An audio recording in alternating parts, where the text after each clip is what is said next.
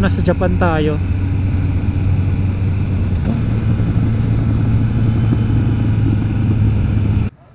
Alright, paalis na kami maya maya papuntang Jariels. So ito nga pala yung pinakamalayong ride namin so far. And then kasama ko rin mga pinsan ko, tsaka pinsan niya din. So yeah, exciting. Say ka na?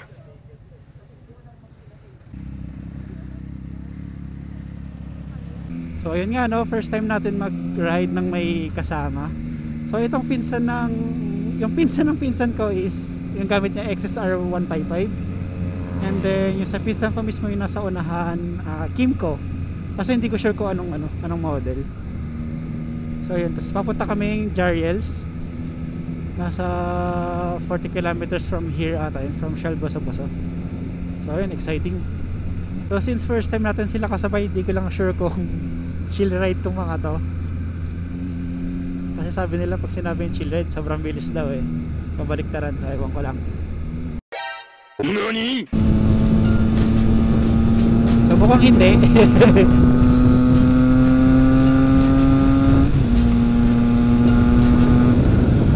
Ang labig na. Lapit na tayo sa Natividad. So, dyan yung go to namin. Ano yan, recommended talaga yun. 10 out of 10.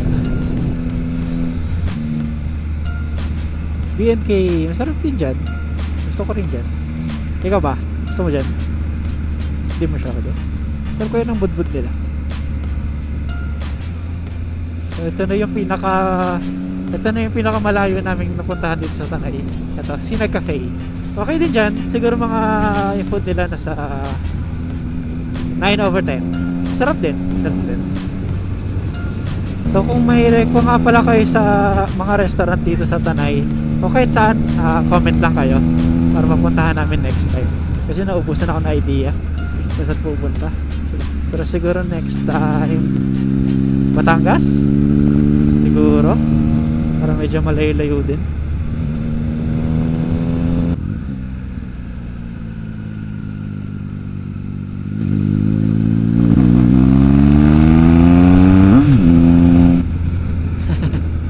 Yung bata, nakasmile pa eh.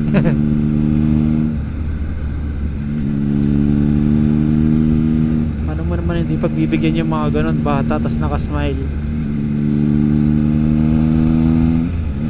Wow, ganda ng daanan dun oh. Parang sa Romblon. Romblon vibes. Mahirap dito bumiyahe gabi. Ayun oh, yung mga makikisilong tayo.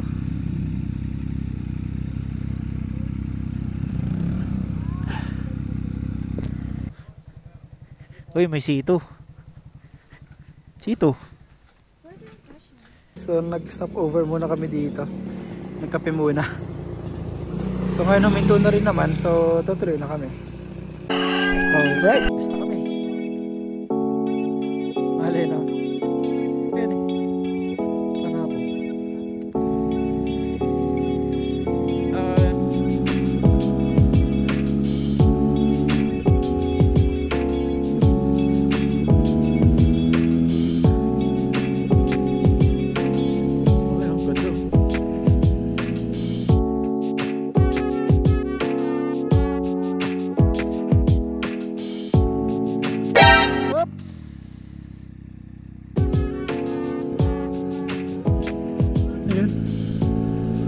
Sa Pilipinas pa talagang damig.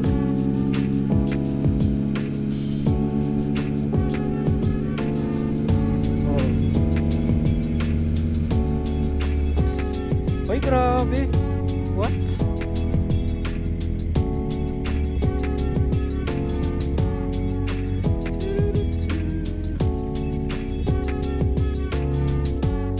Lamig. Grabe yung fog oh. Ay hindi. Yan kasi natumba. Kaya ako nilagyan. Ayun o. May gas-gas. Hindi naman. Buti nga eh. Nasalo na ito. Pininturahan ko lang ulit. Ganda na, parang nasa Tagaytay, no?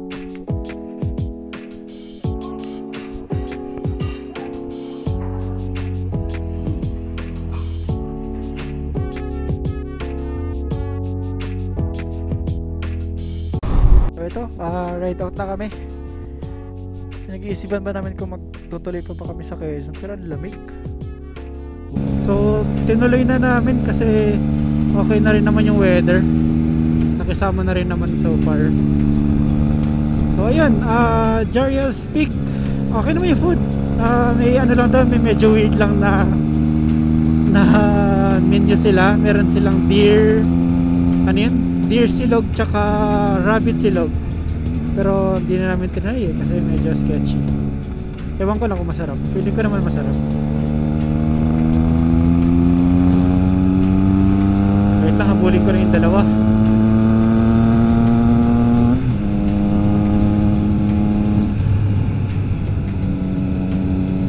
Ganda rin dito, ang dami rin pwedeng puntahan.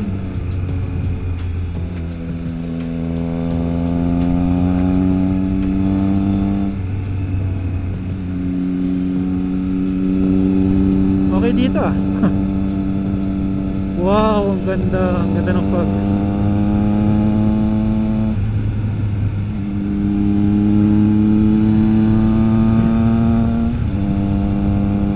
Ang ganda ng ginagawa nila dito, parang ano.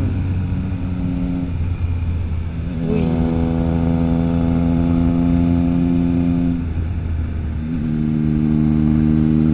So sana nga lang umabot yung gasolina natin kasi nasa 4 bars na siya. Feeling ko abot naman.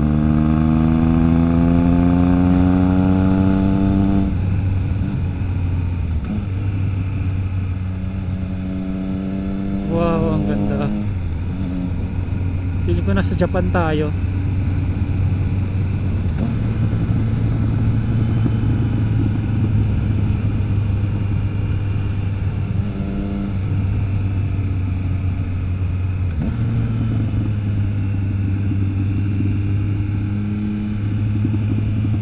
Pumutok yung exhaust.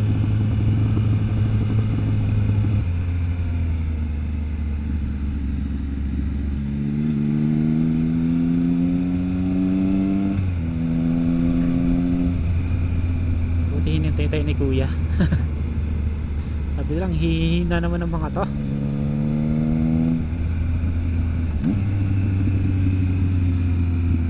Yun, first time ko na perfect yung rev match.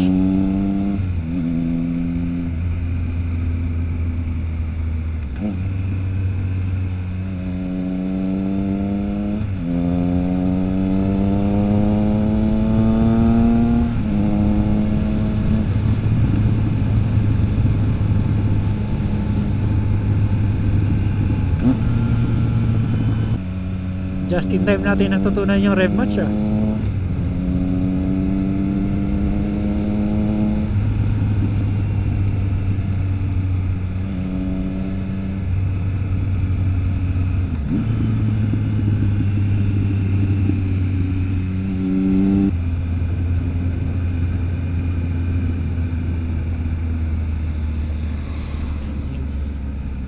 Hinintay nila tayo. Yeah, hop yeah.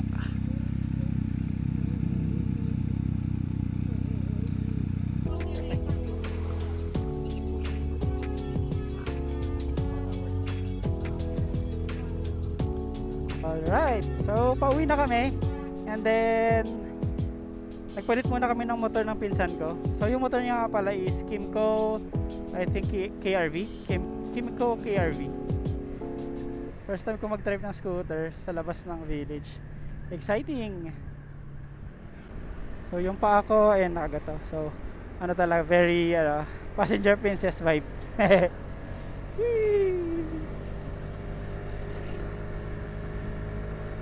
Tapos ano na nga rin pala to, automatic.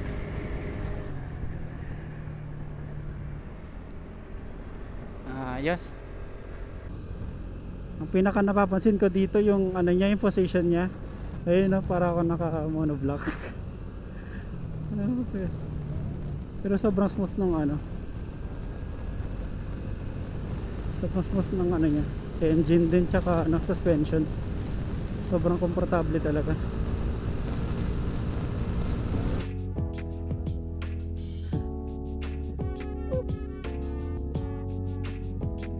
Goods? Goods. Tumutulas. Medyo ano no, may clay. Oh.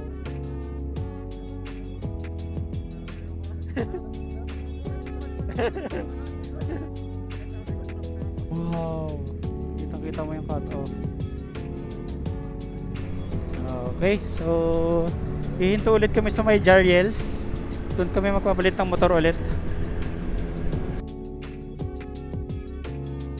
Make sure at ko yan na clear na yun, no? Bata ng ginagawa nila eh.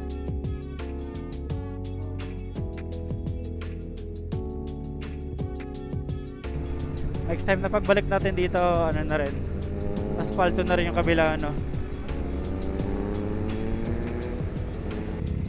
Ayun, so nasa Jariels Peak ulit kami. Nagpalit-palit ulit kami ng motor. Na-miss ko tong Trident. So ngayon, bababa na kami, pauwi na din. Tapos magla-lunch muna tapos sa uwi na. So yun nga pala, baka hindi umabot yung ano ko, yung